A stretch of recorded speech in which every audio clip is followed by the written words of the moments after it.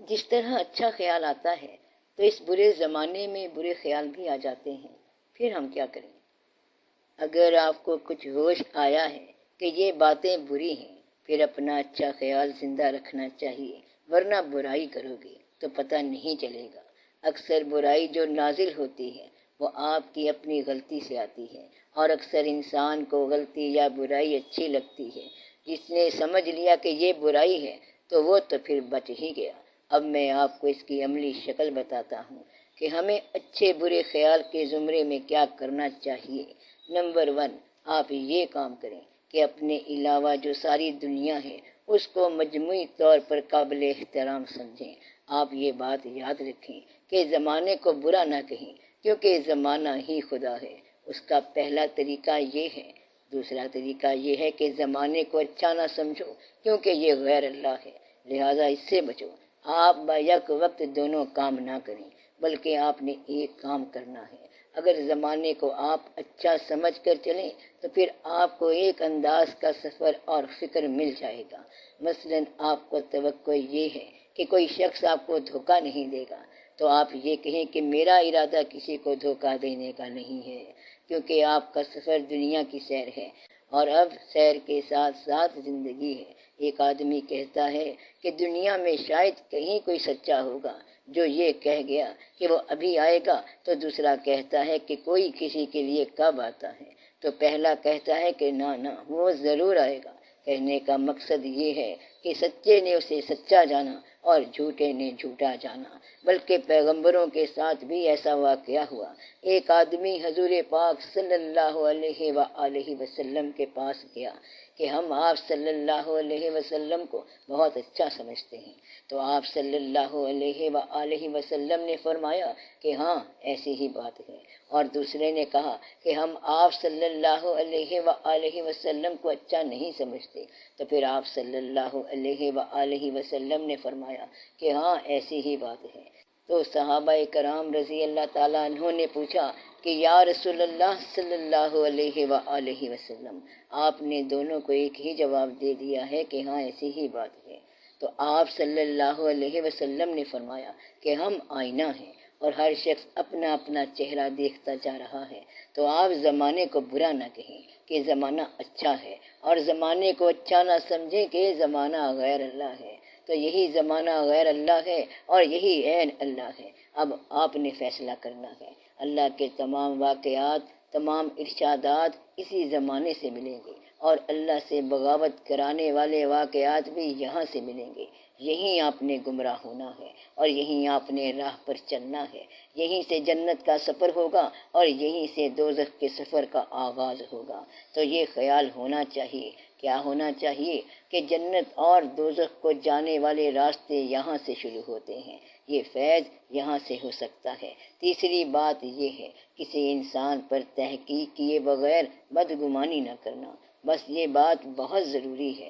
آپ کہہ سکتے ہیں کہ مجھے اندازہ ہے کہ جب میں وہاں نہیں تھا تو وہاں بہت برائی ہوئی ہے، تو یہ اندازہ ہے، شک ہے، بدگمانی ہے۔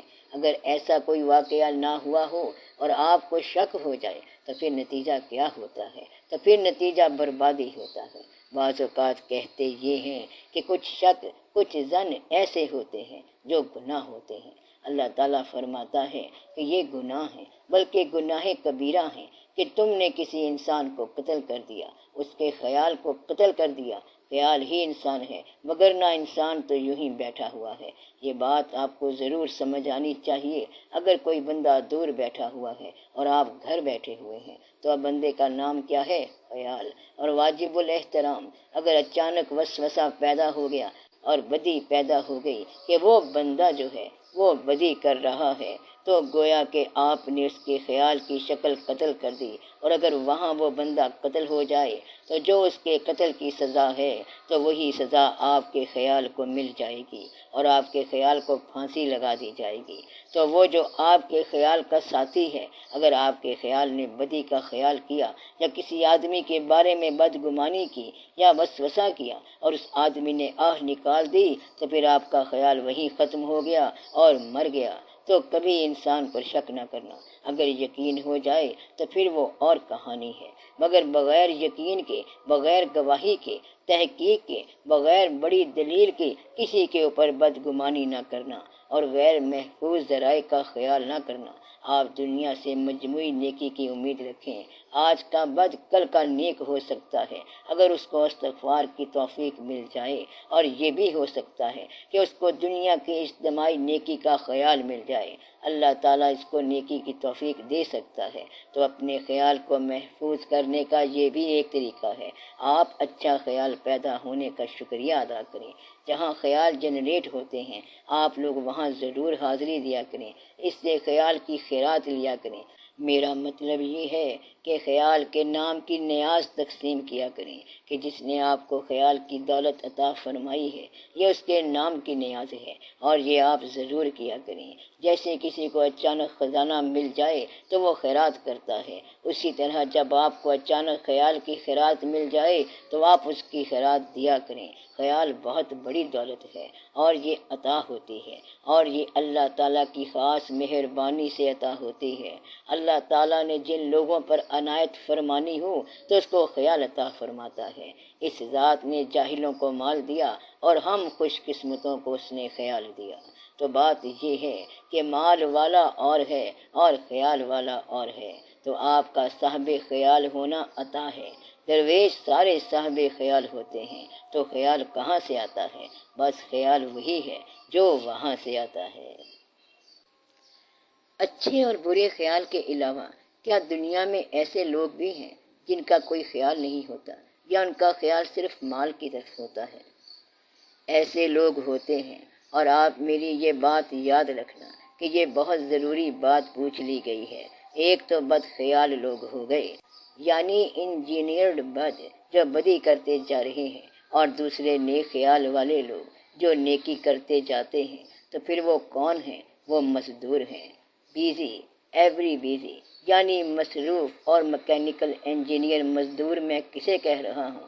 اس کو نہیں کہہ رہا ہوں جو عام مزدوری کر رہا ہو، یہاں میں اس آدمی کو مزدور کہہ رہا ہوں جو ہر وقت بیزی ہو، مصروف ہو۔ اس بیزی شخص کے پاس اتنی اسائنمنٹس ہیں، اتنے منصوبے ہیں کہ اس بیچارے کے پاس سوچنے کا ٹائم ہی نہیں ہے۔ تو وہ شخص جس کو سوچنے کا ٹائم نہیں ملتا اور وہ مصروفیات میں مبتلا ہے، تو اس آدمی کو خیال نہیں ملے گا، کیونکہ وہ نہ خیر کی طرف چلا ہے نہ بد کی طرف چلا ہے، کیونکہ وہ مصروف ہے اور اس کے پاس ٹائم ہی کوئی نہیں، کیونکہ بدی کے لیے بھی ٹائم چاہیے اور نیک خیال کے لیے بھی ٹائم چاہیے۔ جس کو نیند آنی ہے تو چاہے وہ برائی میں مبتلا ہو اسے نیند آ جائے گی، کیونکہ وہ ایک آٹومیٹک مشین ہے، اس لیے وہ خیال سے محروم ہے، کیونکہ اس میں آٹومیٹک پرزہ لگا ہوا ہے، اور یہ آٹومیٹک پرزہ صبح اٹھے گا، آٹومیٹک کام کرے گا، عین وقت پر ایگزیکٹ ٹائم پر ناشتہ کرے گا، ایگزیکٹ ٹائم پر گاڑی پکڑے گا، ایگزیکٹ ٹائم پر دفتر پہنچے گا، اور دفتر سے عین وقت پر واپس آ جائے گا۔ تو وہ اسی روز مرہ چکر میں سیم ڈل روٹین میں مبتلا ہوتا ہے، اور ایسا شخص خیال سے محروم ہوتا ہے اور اس چکر سے ڈل روٹین سے باہر نہیں آ سکتا۔ تو آپ کو خیال کی رونقوں کو دیکھنے کے لیے مصروفیت سے کچھ نہ کچھ آزاد ہونا چاہیے۔ سر کچھ لوگوں کی نیچر آف جاب ایسی ہوتی ہے کہ وہ صبح سے رات 12 بجے تک کام کرتے رہتے ہیں، تو کیا وہ بد آدمی سے بہتر ہوتے ہیں؟ میں آپ سے یہ نہیں کہہ رہا ہوں کہ کس کے خیال اچھے ہیں اور کس کے خیال اچھے نہیں ہیں، یا ان کے خیال اچھے ہونے چاہیے۔ میں تو آپ کو خیال کا تجزیہ بتا رہا ہوں کہ خیال کہاں سے آتا ہے۔ اب آپ یہ کہہ رہے ہیں کہ ہونا کیا چاہیے؟ ہونا یہ چاہیے کہ آپ بد کیوں رہیں بلکہ آپ نیکی کر گزریں۔ وہ آدمی تو بد آدمی سے بہتر ہے جس کو بے خیالی ہے یا جس کو خیال نہیں ہے۔